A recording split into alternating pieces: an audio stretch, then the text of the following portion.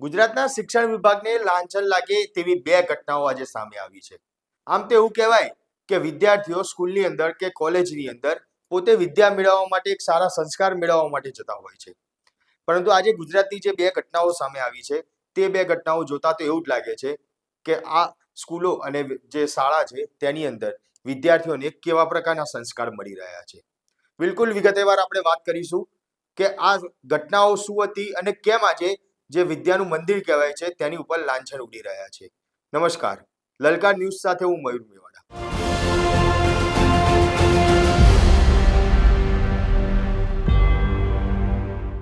સૌ પ્રથમ વાત કરીશું અમદાવાદની. અમદાવાદમાં જાણીતી સ્કૂલ સેઠ સીએન વિદ્યાલય કે જ્યાં પીટીસી કોલેજ પણ આવેલી છે. આ પીટીસી કોલેજની અંદર એક વિદ્યાર્થીની દ્વારા ત્યાંના જ પ્રોફેસરે તેમની છેડતી કરી હોય તેવા આરોપ છે તે મૂકવામાં આવ્યા હતા. આ આરોપસર વિદ્યાર્થીનીએ પ્રોફેસર વિરુદ્ધ તેના મા બાપને ફરિયાદ કરી હતી. મા બાપ દ્વારા જે પીટીસી કોલેજ છે તે કોલેજમાં પ્રશાસનને વાત કરવામાં આવી કે ભાઈ આ જે પ્રોફેસર છે તેમને આ દીકરી સાથે આ રીતે જે તેની છેડતી કરવાનો પ્રયાસ કર્યો હતો. પરંતુ તેમ છતાં પણ એ જે પ્રોફેસર છે તેની સામે કોઈ જ પગલાં લેવામાં ના આવ્યા. આખરે તે જે વિદ્યાર્થીની છે તેના માતા પિતાએ કંટાળીને જે ડીઈઓ છે રોહિત ચૌધરી તેમને કમ્પ્લેન કરવામાં આવી હતી અને તેમને કમ્પ્લેન કરતાની સાથે જ રોહિત ચૌધરી કે જે એક્ટિવ મોડમાં આવી ગયા હતા અને સેઠ સીએન વિદ્યાલય દ્વારા આટલી મોટી ગંભીર જે ત્યાંના જે પ્રોફેસર છે કે તેમના દ્વારા જે આ બેદરકારી કહેવાય, બેદરકારી ના કહેવાય, પરંતુ તેમને જે વિદ્યાર્થીની સાથે છેડતી કરી જે ચલાવી દઈ ના શકાય તેવી ઘટના સર્જાઈ છે. તેમ છતાં પણ માત્ર પીટીસી કોલેજ અને સેઠ સીએન વિદ્યાલયનું જે તંત્ર છે તે પોતાની શાખ બચાવવા માટે રહ્યું હોય તેવું જ લાગી રહ્યું છે. અને પ્રોફેસર હતા તેમનું નામ પણ રોહિત છે અને તેમના સામે કોઈ જ પગલાં ના લેવામાં આવ્યા. ત્યારે આખરે આજે રોહિત ચૌધરી દ્વારા તપાસના આદેશ છે તે આપવામાં આવ્યા. ત્યારે આ તપાસના આદેશ સાથે રોહિત ચૌધરીએ શું પોતાનું નિવેદન આપ્યું તે સાંભળીએ. સીએનની પીટીસી કોલેજના એક અધ્યાપક રોહિત ઉપાધ્યાય દ્વારા પ્રથમ વર્ષમાં અભ્યાસ કરતી એક દીકરીની છેડતી કર્યા હોવાની બાબતો ધ્યાને આવેલી છે. વાલીએ ગઈકાલે અમોને ટેલિફોનિક અમારો સંપર્ક કરી આ બાબતે જાણકારી આપી તાત્કાલિક સીએન વિદ્યાલયના મેનેજમેન્ટ અને પ્રિન્સિપાલને ખુલાસો રજૂ કરવા માટે સૂચના આપી છે. કારણ કે આ ઘટના 4 થી 5 દિવસ પહેલાં બનેલી છે, છતાં તેની સામે કાર્યવાહી નથી થઈ. તો તે માટે અમે તાત્કાલિક અસરથી આ સદર અધ્યાપક સામે સસ્પેન્શન કે જે કંઈ સત્વરે કરવાની કામગીરી થતી હોય તે કરવા માટે સૂચના આપી છે અને તેઓએ આગળની કાર્યવાહી હાથ ધરી છે તેવું અત્રે જાણવા મળ્યું છે. અમે સીએન વિદ્યાલય પાસે રિપોર્ટ મંગાવ્યો છે અને આગળ ઉપર તપાસના પણ આદેશ આપીશું. ઘટના બની અને કેટલા દિવસ પછી આપને જાણ કરવામાં આવી? વાલીના કહેવા પ્રમાણે ઓછામાં ઓછા 4 દિવસ પહેલાં ઘટના બની છે. સંસ્થા સામે સાહેબ કેવા પ્રકારની કાર્યવાહી થશે? સંસ્થા સામે ખાસ કરીને નિરસ્તા દાખવવા બદલ આવી ગંભીર ઘટના હોય, કોઈ અધ્યાપક જે છે એ કોઈ વિદ્યાર્થીની સાથે આ પ્રકારનો વર્તાવ કરે તે કેવી રીતે ચલાવી શકાય એટલા માટે મેનેજમેન્ટના અને પ્રતિનિધિ અને જે સંભાળતા હોય તેવા એટલે કે પીટીસી કોલેજના પ્રિન્સિપાલનો પણ અમે ખુલાસો માગ્યો છે. છેડતીના જે આક્ષેપ કરવામાં આવે છે કે સીસીટીવી કેવું કંઈ આપણે માંગ્યું છે? હજુ વિગતે તપાસ અહેવાલ આવે ત્યારે જ ખ્યાલ આવી શકે. અત્યારે ફક્ત ને ફક્ત સત્વરે કાર્યવાહી હાથ ધરો, એના માટે જે નિયમાનુસાર કાર્યવાહી છે તે કરો અને પછી અમે એની વિગતે અહેવાલ સાથે પણ અહીંયા અમે રૂબરૂ માહિતી મેળવી અને આગળ વધીશું.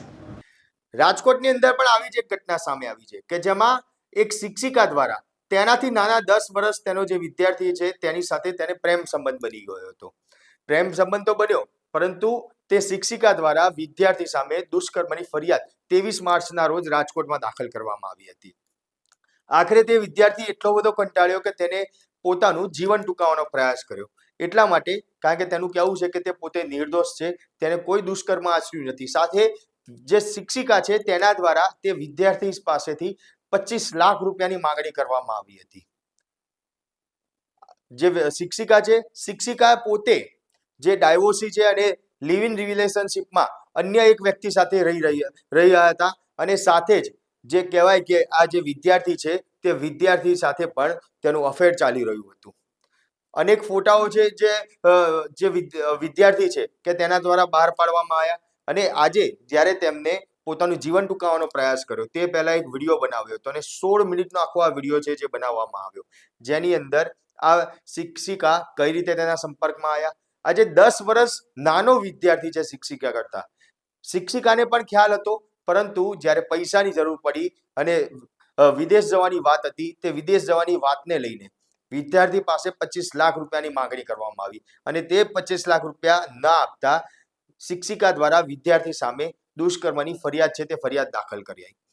ત્યારે આ જે વિદ્યાર્થી છે તેના દ્વારા તેને અને તેના પરિવારને ન્યાય મળે તે રીતનો એક વિડીયો છે તે વિડીયો બનાવવામાં આવ્યો અને તેની અંદર સંપૂર્ણ હકીકત છે તે હકીકત પણ દેખાડવામાં આવી.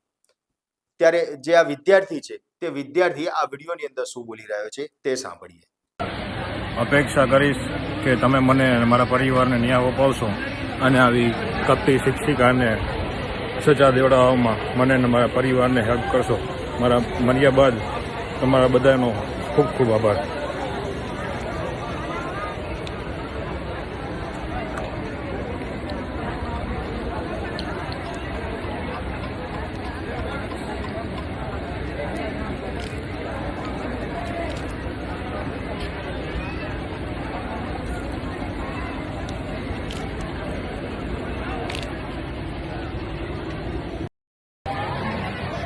આજે હું ધ્રુવલ દેસાઈ તમારી સમક્ષ આ વિડીયોના માધ્યમથી તમને જણાવવા માગું છું કે તારીખ 23/3/2026ના રોજ મારા પર એફઆઈઆર થયેલી, જેમાં મારા પર આરોપ હતો કે શિક્ષિકાને લગ્નની લાલચ આપીને દુષ્કર્મ આચર્યું.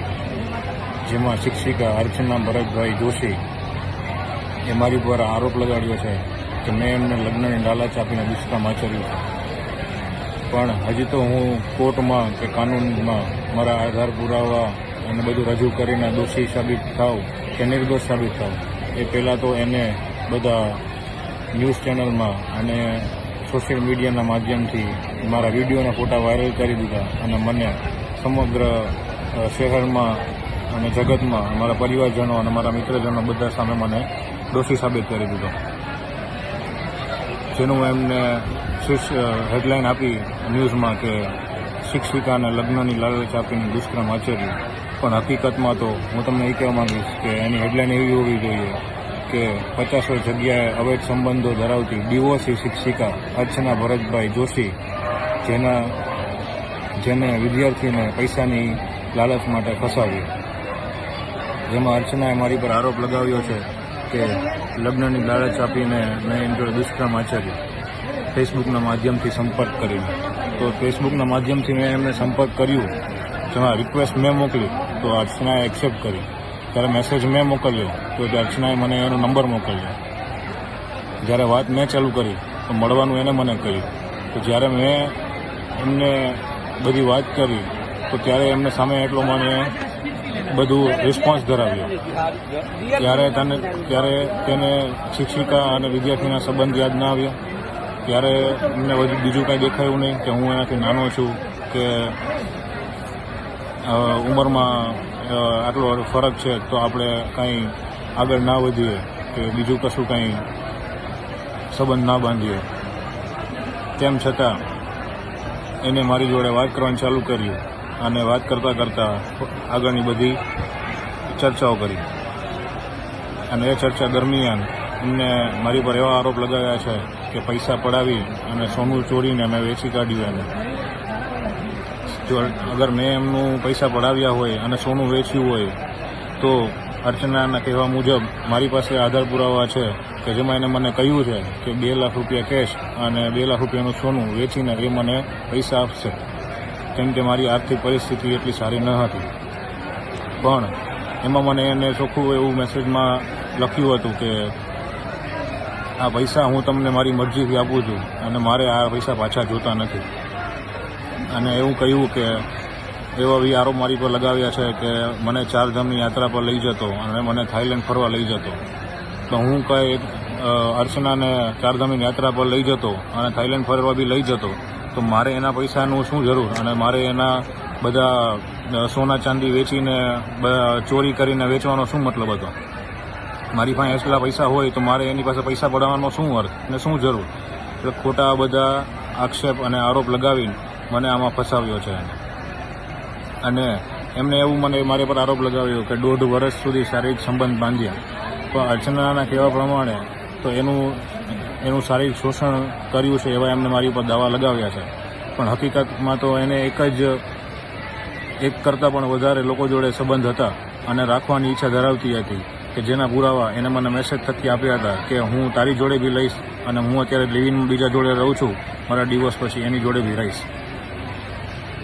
તો આવી વ્યક્તિ, આવી શિક્ષિકા અર્ચના જોશીને આપણે કેવી રીતે સારી સંસ્કારી અને લગ્નલાયક ગણી શકીએ કે જેથી આપણે એને લગ્ન કરવાની લાલચ આપીએ. તેમ છતાં એના છૂટાછેડા થઈ ગયેલ છે. છૂટાછેડા થવાનું કારણ એના મેરિડ લાઈફમાં એક્સટર્નલ અફેર્સ અને એનો એક 16-17 વર્ષીય છોકરો જેની કસ્ટડી એના ફાધરને મળી પણ અર્ચનાને ના મળી, કેમ કે એના અવૈધ સંબંધો અને અવ્યવહારો જગતમાં અને બદનામ નામ.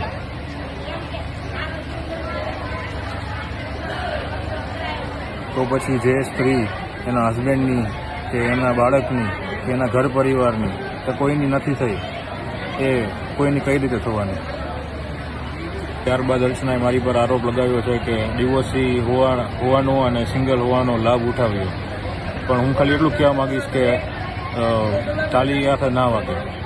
અને અર્ચના કંઈ 5 વર્ષની ન હતી, મારાથી 10 વર્ષ મોટી ઉંમરમાં અને શિક્ષિકા હતી. તો એમને લાભ ઉઠાવવાનો કે બીજો કંઈ પ્રશ્ન, શારીરિક સંબંધ બાંધવાનો કે એવું કંઈ હોય નહીં. બાકી તમે જ કહો કે જે શિક્ષિકા અર્ચના જોશી જેવી વિદ્યાર્થી જોડે સંબંધ બાંધતી હોય એવી શિક્ષિકાને તમે કેવી ગણશો? તેમ છતાં જે બધા શિક્ષિકા બોલે છે અને ગુરુ શિષ્યના સંબંધને લાંછન લગાવવાના આરોપ લગાવે છે, તો હું તેવી શિક્ષિકા અર્ચના જોશીને એટલું જ કહેવા માગીશ કે હું તો તમારા કરતાં ઉંમરમાં બહુ જ નાનો હતો અને તમારો ભૂતપૂર્વ વિદ્યાર્થી હતો. તમારા તો ડિવોર્સ બી થઈ ગયા હતા, તમારે એક બાળક બી હતું, મારે તો લગ્ન બી નહોતા થયા અને મને એટલી બધી સમજણ બી નહોતી. તો તમને તો એટલી સમજણ હતી ને કે તમારે આવું ન કરવું જોઈએ. તેમ છતાં તમે કર્યું ને તો તેમ છતાં કર્યું અને તમને ખબર ન હતી કે આ બધા કારણોના લીધે તમારા માવતર કે મારા ઘરેથી આપણા બંનેના સંબંધ માટે હા નહીં પાડે, તો તમે આગળ શું કામ વધ્યા? ઉલટાનું તમે મને એવું કહ્યું હતું ફેસબુકમાંથી કોન્ટેક્ટ કરવા પછી કે હું અત્યારે લિવ ઇન રિલેશનશીપમાં છું અને હું આ રિલેશનશીપમાં રહીશ અને હાઈડમાં તમે મારી જોડે બી ગર્લફ્રેન્ડ તરીકે રહેશો, જેના મારી પાસે આ આધાર પુરાવા છે કે હું તમારી બધા સમક્ષ રજૂ કરવા માગું છું. તેની જોડે તમે મને એવું બી જણાવ્યું હતું કે મારા બોયફ્રેન્ડને ખબર નહીં પડે અને આપણે હાઈડમાં રહીશું અને હાઈડમાં રિલેશન રાખીશું અને જ્યારે મારા બોયફ્રેન્ડ આઉટિંગમાં હશે કે બહાર ગયો હશે એને ખ્યાલ નહીં હોય ત્યારે આપણે પાછળથી મળીશું. ત્યારબાદ તમે મને તમારા ફ્લેટ પર તમારા ઘરે મને મળવા માટે બોલાવ્યો હતો અને ત્યારે આપણે મળ્યા હતા અને ત્યારબાદ તમે મને 3 થી 4 વાર પાછો તમે મને તમારા ઘરે મળવા માટે બોલાવ્યો હતો. આવું થોડા સમય સુધી ચાલવા બાદ તમે મને એવું બી પૂછ્યું હતું કે મેં હજી સુધી લગ્ન નથી કર્યા કે કોઈ છોકરી નથી ગોતી, તો ત્યારે મેં તમને જણાવ્યું હતું કે મારે જિંદગીમાં કોઈ દિવસ લગ્ન નથી કરવા અને મારે કોઈ છોકરી બી નથી ગોતી. તેમ છતાં તમે મારી જોડે સંબંધ રાખ્યા હતા અને તમારા લિવ ઇન રિલેશનશીપ જે હતા એનું તમે મને રોજિંદા વાત કરતા, ફોટા મોકલતા, વિડીયો મોકલતા, તમે શું કરતા એ મોકલતા, તમે ક્યાં ફરવા જતા દિલ્હી ને આ તે હોટલમાં ક્યાં જતા એ બધું તમે મને મોકલતા અને મારી જોડે બી વાત કરતા અને મને બી મળતા તમે. તો ત્યારે તમને આ બધું શિક્ષિકા અને વિદ્યાર્થીના સંબંધનું બધું યાદ ન આવ્યું? ત્યારબાદ અર્ચનાએ મારા પર એવા બી આરોપ લગાવ્યા છે કે સગાઈ કરી મેં એમની જોબ મુકાઈને ફોરેનમાં સેટલ થવાના એમને વાયદા કર્યા. પણ હકીકત તો એ છે કે મારી સગાઈ થઈ એ પહેલાં જ એને જોબ મૂકી દીધી હતી અને સમાજમાં અને શહેરમાં એનું બદનામ નામ હોવાથી અને પૈસા પડાવવાના આવા ધંધા કરવાથી એમને આ શહેર છોડીને ફોરેનમાં સ્થાયી થવું હતું, જેના માટે એને મને જરિયો બનાવ્યો હતો અને મારા નામ ચડાવે છે ન્યૂઝમાં અને મીડિયામાં બધે. આ તો હું નાનો છું અને મારા લગ્ન નથી થયા, પણ સામે કોઈ બીજો ડિવોર્સી હોય અને તારી જોડે લગ્ન કરવા માંગતો હોય અર્ચના અને તારા આવા બધા કામ એમને ખબર પડે કે બધું પૈસા પડાવવાના ધંધા કરે છે અને અવૈધ સંબંધો બાંધે છે બધા જોડે, તો તારી જોડે કોઈ લગ્ન કરવા માટે રાજી બી ના થાય. ત્યારબાદ અર્ચનાના એવા બી આક્ષેપ છે કે મારી માતાએ તેમને અપશબ્દો બોલ્યા અને એવું કહ્યું કે ગોંડલની ગુંડી છે અને રૈયાણીની દીકરી છે. તો એવું જ હોય તો મારી માતા ગોંડલની ગુંડી હોય તો એની પર 50 કેસ હોવા જોઈએ અને તારે તું એનાથી બીતી હોવી જોઈએ. પણ એમ છતાં અપશબ્દો તે બોલ્યા છે, મારા મંગેતર પર હાથ તે ઉપાડ્યો છે અને મીડિયામાં ફોટો અને આવું બધું વાયરલ કરીને મારું નામ બદનામ તું કરે છે. તો ગુંડી છે કોણ, મારી માતા કે તું? ને પોતાની સંતાન ઉપર આવા કોઈ આક્ષેપ નાખતું હોય તો કોઈની બી માતા થોડું તો બોલે છે. જે મારી માતાએ તને કહ્યું એમાં અપશબ્દ ન હતા, ખાલી એમણે તમને સમજાવ્યું હતું કે તમે આવું ના કરો, તમારી ઉંમર જો, તમે શિક્ષિકા છો, કંઈક લાજ રાખો. તેમ પછી બી એમને મારી પર એવા આરોપ લગાવ્યા છે કે સવાર બપોર સાંજ હું ત્યાં જમવા જતો અને એમને વાઈફની જેમ ટ્રીટ કરતો. પણ હકીકત તો એ છે કે સવારે એ જો સ્કૂલમાં નોકરી કરતી, સવારે હોતી નહીં, બપોરે આવતી ત્યારે મારી પાસે ટિફિન મંગાવતી અને હું જમવાની કે એવી કંઈ ના પાડું તો મને કહેતી કે હું ત્યાં તમારી ઓફિસે આવું છું, તમે અને ઓફિસ આવીને ધમકી આપતી કે તમે નીચે આવો છો કે હું ઉપર આવું. તેમ કરીને મને ફસાવીને પરાણે જમાડતી અને પરાણે ઘરે બોલાવતી અને મારી જોડે મળતી. જેના બધા આધાર પુરાવા હું તમારી સમક્ષ રજૂ કરું છું. આ ફોટા ચેકમાં તમે જોઈ શકો છો.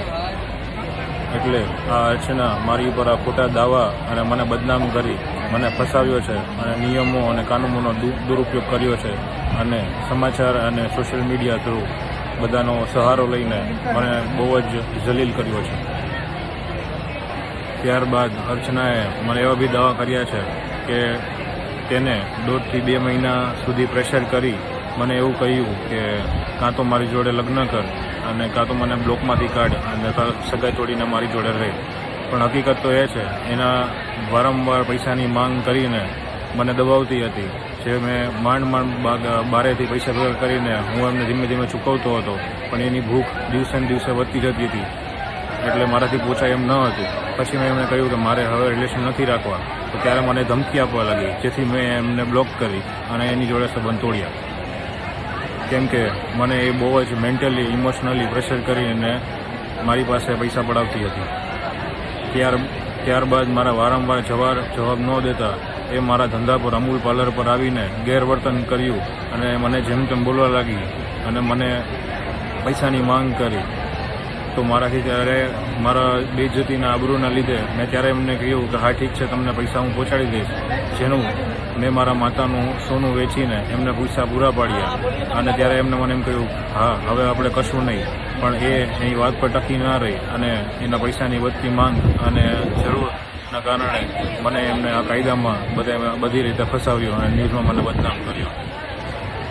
એટલે આ કપટી શિક્ષિકા અર્ચના ભરતભાઈ જોશી તેના ઘણા મિત્રો, ગુંડાઓ, બીજા બધા પોલિટિશિયનોની જોડે રહીને તેમની મીઠી નજર હેઠળ આવા પૈસા પડાવવાના ગોરખ ધંધા કરે છે. ટાઈમ જતાં જે મને સમજાયું મને કે આ તો નાના ઘરના ઇજ્જત ધરાવતા છોકરાઓને પોતાના પ્રેમ જાળમાં ફસાવીને પૈસા પડાવવાના ધંધા કરે છે. આવું કરવાનું કારણ મોંઘી ગાડીમાં ફરવું, મોંઘા કપડાં પહેરવા અને પોતાના મોજ શોખ પૂરા કરવા માટે ફસાવવાનું, બધા પાસે પૈસા પડાવવાનું કામ છે. ત્યારબાદ એમને વારંવાર મારી પાસે પૈસાની માંગ કરી અને મેં પૈસા ના આપતા એમને મને ધમકી આપી, બ્લેકમેલ કર્યો કે તું મને પૈસા નહીં આપે તો હું તારા પર બલાત્કાર અને રેપ જેવા કેસ કરીશ અને તને ફસાવી દઈશ. અને એવું કહ્યું કે તને ખબર નથી અત્યારે કાનૂન, કોર્ટ બધા સ્ત્રીઓના નિયમ છે અને બધા એનું જ વધારે માને છે, જેથી કરીને તારી જિંદગી હું બરબાદ કરી નાખીશ અને તારી ઇજ્જત ઉતારી નાખીશ અને તને ક્યાંયનું નહીં રાખું. જે એમને સાચું કરી બતાવ્યું. અને ત્યારબાદ બીજા જ દિવસે મારી પૈસા ના આપતા એમને મારી પર એફઆઈ કરી દીધી. જે અરજીના બાબતે હું છેલ્લા 2 મહિનાથી પોલીસને મારા આધાર પુરાવા અને મારા બધા નિવેદનો કાંઈ બી ન આપ્યું હું રજૂ ના કરું અને દોષી સાબિત થાઉં તે પહેલાં જ મને એને બધે દોષી સાબિત કરી દીધો. હજી તો હું પોલીસને મારી 2 ગુનાઓનું સબૂત આપું અને મારા આધાર પુરાવા હું આપું તે પહેલાં જ એમને મારું નિવેદન બી ના લીધું, મારો એવિડન્સ બી ના લીધા અને મારી પાસે કંઈ બી મારી વાત માન્યા વગર એફઆઈઆર કરી દીધી. અને ત્યારબાદ અર્ચનાના વકીલો થ્રુ એમને મને એવું જણાવ્યું કે તમારે અગર બદનામ ના થવું હોય ને કેસ પાછો લેવો હોય તો સમાધાન પેટે 25 લાખ રૂપિયા આપો, નહીં તો તમને હજી બદનામ કરીશું અને જેલમાં મોકલીશું અને સજા પાડીશું. જેમાં રાજકોટ કમિશનરશ્રીને મારી ન્યાયની એક જ માંગ છે કે મારા જે આધાર પુરાવા એવિડન્સ છે, મારી જે બેગુનાહી છે એ સાબિત કરવાનો મને હક છે કે નહીં, મને કંઈ બોલવાનો હક છે કે નહીં, કે બધું તમારા પોલીસ કર્મીઓ દરેક એફઆઈઆર કરીને કોઈને દોષી સાબિત કરી દે છે. એટલે રાજકોટ કમિશનરશ્રીને મારી એક જ રિક્વેસ્ટ છે કે આ વિડીયો બાદ આ એફઆઈઆરની પૂરતી શોધખોળ કરો અને મારા મર્યા બાદ મને સાચો ન્યાય અપાવજો. કારણ કે અત્યારે હું નિર્દોષ છું, તેમ છતાં મારે દોષી સાબિત થવું પડે છે અને હું કાંઈ આમાં આધાર પુરાવા સબૂત આપું એ પહેલાં જ મને બધાએ દોષી સાબિત કરી દીધો છે. કારણ કે મેં કોઈને લગ્નની લાલચ નથી આપી અને કોઈની જોડે દુષ્કર્મ નથી આચર્યો. આ બધા કપટી શિક્ષિકા અર્ચના જોશીના પૈસા પડાવવાના ગોરખ ધંધાઓ છે.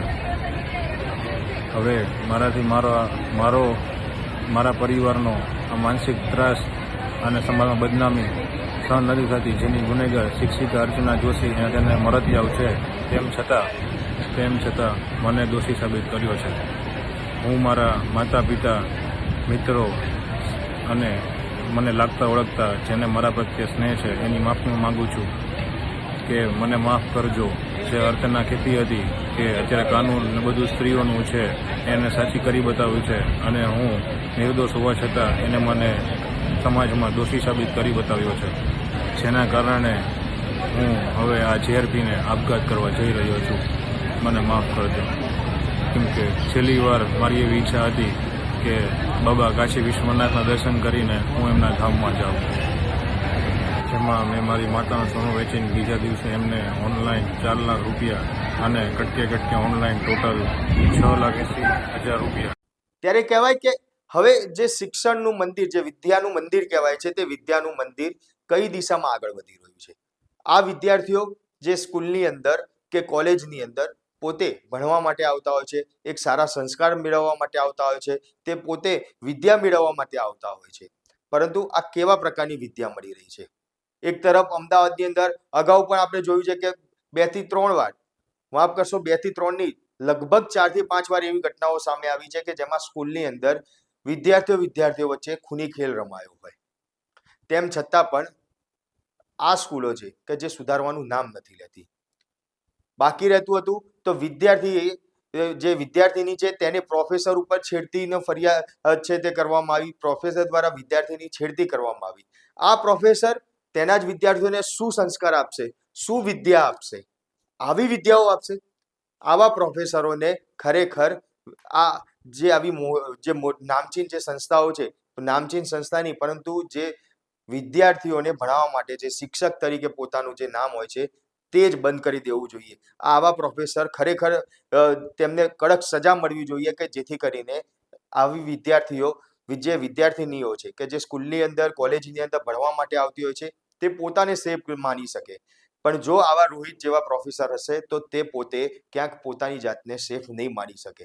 કારણ કે તે પોતે છેડતી જેવી જે ગંભીર બાબત છે, તે છેડતી જે વિદ્યાર્થીની કરવામાં આવે છે, ત્યારે હવે આ પ્રોફેસર સામે કેવા કડક પગલાં ભરાય છે. અને સાથે રાજકોટમાં પણ જે પ્રમાણે ઘટના સામે આવી છે કે જે શિક્ષિકા છે તેના દ્વારા તેના જ વિદ્યાર્થી સાથે તેને અફેર કરવામાં આવ્યું અને ત્યારબાદ તેને ફસાવીને તેના ફોટા વાયરલ કરવાની ધમકી આપીને 25 લાખ રૂપિયા માંગણી કરવામાં આવી અને તે ન આપતા તેની સામે દુષ્કર્મની ફરિયાદ છે તે ફરિયાદ પણ દાખલ કરવામાં આવી અને તે વિદ્યાર્થી માનસિક રીતે એટલો ટોર્ચર કરવામાં આવ્યો કે આજે આખરે તેને પોતાનું જીવન ટૂંકાવવા માટેનો પ્રયાસ કર્યો છે. આવી શિક્ષિકાઓ સામે પણ કડકમાં કડક પગલાં ભરાય તે માંગ છે તે હાલ ઉઠી રહી છે. કારણ કે ભવિષ્યમાં જે વિદ્યાર્થીઓ છે જે સ્કૂલની અંદર ભણવા જતા હોય છે, સારા સંસ્કાર મેળવવા જતા હોય છે, અને જો આવી જ શિક્ષિકાઓ અને શિક્ષક જો સ્કૂલની અંદર વિદ્યાર્થીઓને બાળકોને ભણાવવા માટે જશે તો તેમને કેવા સંસ્કાર મળશે? તમારું શું માનવું છે? કોમેન્ટ બોક્સમાં જરૂરથી જણાવજો. સાથે જ અમારા આ વિડીયોને લાઇક, શેર અને ચેનલને સબસ્ક્રાઇબ કરવાનું ભૂલશો નહીં.